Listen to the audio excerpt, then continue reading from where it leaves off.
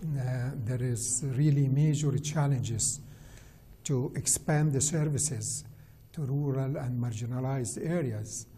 But there is no other way except really to leverage the power of the ICT to expand the services to these areas. And definitely to be able to build on the existing infrastructure, improve it, and expand new infrastructure, you need a partnership between the public and the private sector. And honestly, this is what's really happening in most of the African countries.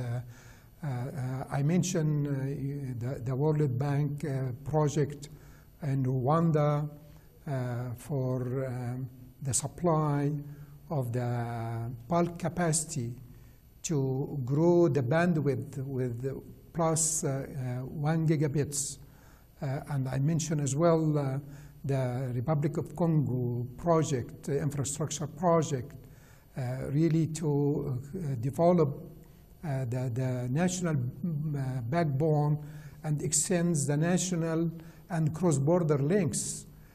These kind of projects definitely will help expanding services to rural areas and ultra-rural areas. Issues raised by players in the industry is that rural connectivity is very costly due to lack of infrastructure on the continent, such as electricity. So how are you overcoming this?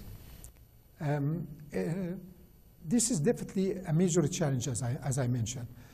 However, it needs the cooperation of all stakeholders. It needs the government support to come with the right framework that will encourage investors to invest in these areas, to have the right regulatory and incentive for the telecom operators really to expand the services in this area. And definitely telecom operator as well start introducing innovative solution to these areas, not to wait that long to expand the fiber optics or the very costly infrastructure, but to create some telecom services and the projects to be able to expand the services to these rural areas for sure. You mentioned that you are making $1 billion worth investment in Africa every year, but there is huge demand for investment in this particular sector. Do you have any plans to increase your investment? I am sure Orange, as I said, is very committed, and I'm sure that Orange is not investing only in the infrastructure, which is very important, and this is the backbone of the digital transformation. However, there are so very important other areas for digital inclusion. This includes the introduction of new e-services. This needs the development of the skills, which is very important milestone to achieve this digital transformation, and to encourage innovation and entrepreneurship. And in this area, Orange is expanding its coverage and its services. Let me tell you that with the full contribution and participation with other stakeholders, Orange in the area of supporting the innovation, entrepreneurship, and the digital skills development, we have now 4 incubators in Senegal, in Niger, in Mali, and in Republic of Congo. And at the same time, we have 4 Orange labs in Senegal, in Egypt, in Cameroon, in Côte d'Ivoire.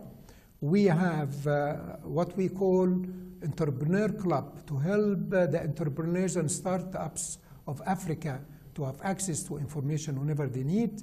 And we have a very famous prize that's becoming now one of the things that we have a lot of competition, a lot of great idea, which we call Orange Social Venture African Prize. So there is a lot of things that Orange, beside investing in the infrastructure, that we are doing in Africa to help this digital transformation. Lastly, it was said that penetration is growing on the continent, but it's not proportional to usage. What's your standpoint on this, and how can this be addressed? We have really to encourage the citizens to use other than basic services that the mobile industry are permitting, to develop a lot of local contents that really touching the heart and the needs of the different citizens.